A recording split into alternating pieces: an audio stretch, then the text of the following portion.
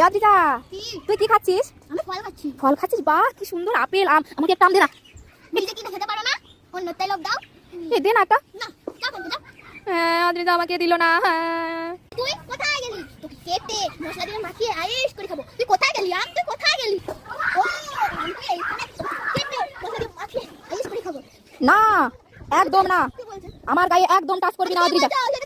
আমি আম বলছি, আম। তুই যদি আমাকে কেটে লবণ দিয়ে মাখিয়ে খাস আদ্রিতা, আমি বলছি তুই তোর পেটটাকে কিন্তু বাঁচাতে পারবি না, পারবি না। কারণ আমাকে খেলে তোর পেটে গন্ডগোল হবে, গন্ডগোল।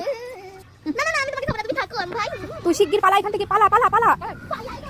ভাই আমার কোথায় গেলি? এই দিন দিন বৌদিদের বারান্দায় দেখলাম অনেক ফলের রয়েছে। চলো চুরি করে নিয়ে আসি।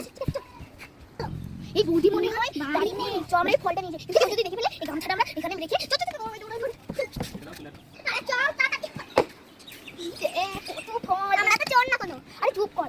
এই নে, এক তোর, হ্যাঁ এক আমার, ঠিক আছে? হ্যাঁ দুটো তোর, দুটো আমার, তিনটে তোর, আর তিনটে আমার, ঠিক আছে? এবার আমি এগুলো